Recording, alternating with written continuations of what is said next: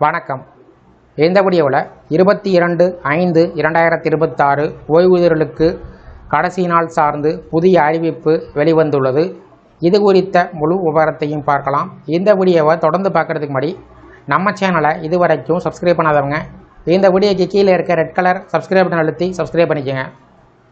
ஓய்வூதியர்கள் பயன்பெறும் வகையில் அவ்வப்போது அகவலைப்படி டிஏ, அகவலைப்படி நிலுவைத் தொகை, கருணைத் தொகை பற்றிய அறிவிப்புகளும், வாழ்வுச் சான்று சமர்ப்பிப்பது சார்ந்த தகவல்களும், ஓய்வூதியர்கள் குறைதீர் கூட்டம் பற்றிய முக்கிய தகவல்களும், அவர்கள் பின்பற்ற வேண்டிய வழிமுறைகளும், அதற்கான ரிபதர்களும் வெளியிடப்பட்டு வருவது குறிப்பிடத்தக்கது.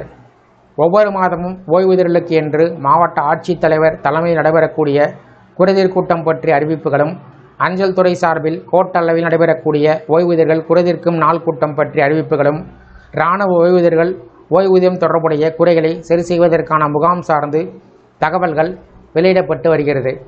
அந்த வகையில் நாகப்பட்டினம் மாவட்ட ஓய்வூதியர்களுக்கான அறிவிப்பு வெளிவந்துள்ளது. இது குறித்து நாகப்பட்டினம் மாவட்ட ஆட்சித்தலைவர் ப. ஆகாஷ் தகவல் வெளியிட்டிருக்கிறார்.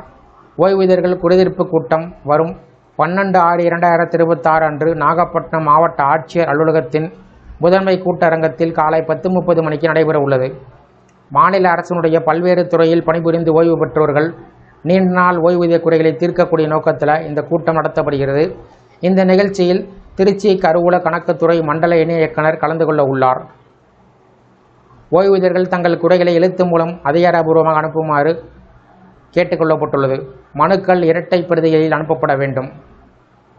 அந்த மனுவில் மனுதாரர் பெயர், அவர் ஓய்வு பெறும்போது வகித்த பதவி, முழுமையான முகவரி, ஓய்வு பெறும்போது பணியாற்றிய அலுவலகம், ஓய்வு பெற்ற நாள் மற்றும் ஆண்டு ஆகியவை குறிப்பிடப்பட வேண்டும். அத்தோடு ஓய்வூதியம் தொடர்பாக என்ன குறை உள்ளது என்பதை விரிவாக எழுத வேண்டும். அந்த குறை தற்போது எந்த அலுவலகத்தில் அல்லது எந்த அதிகாரியிடம் நிலுவையில் உள்ளது என்பதையும் தெரிவிக்க வேண்டும்.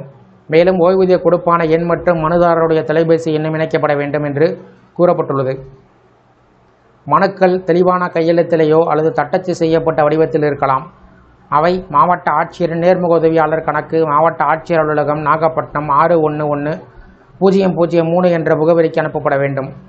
முக்கியமாக இந்த மனுக்கள் 25/5/2026க்குள் அனுப்பி வைக்கப்பட வேண்டும் என்று தெரிவிக்கப்பட்டிருக்கிறது. ஏற்கனவே மனு செய்து அது இன்னும் நிலுவையில் இருப்போர் மீண்டும் விண்ணப்பம் செய்யும் போது முந்தைய அலுவலக கடித எண்ணை குறிப்பிட்டு அனுப்புமாறு கேட்டுக்கொள்ளப்பட்டுள்ளது. மேலும் மின்சார வாரியம், தமிழ்நாடு அரசு போக்குவரத்து கழகம் மற்றும் நூற்பாலை போன்ற நிறுவனத்தில் பணியாற்றி ஓய்வு பெற்றோர் தங்களது விண்ணப்பத்தை நேரடியாக மாவட்ட ஆட்சியர் அலுவலகத்திற்கு அனுப்பாமல் சம்பந்தப்பட்ட உயர் அலுவலரிடம் அனுப்பி வைக்க வேண்டும் என்று மாவட்ட ஆட்சித்தலைவர் தெரிவித்திருக்கிறார். இந்த வீடியோ குறித்த உங்களுடைய கருத்துக்களை கமெண்ட் செக்ஷனில் பதிவிடுங்க. இந்த வீடியோ பிடிச்சிருந்தால் வீடியோக்கு ஒரு லைக் பண்ணுங்கள். இந்த வீடியோவை உங்களுடைய நண்பர்கள் மற்றும் உறவினர்களுக்கும் ஷேர் பண்ணுங்கள். மற்றும் ஒரு பயனுள்ள வீடியோவில் சந்திப்போம். நன்றி.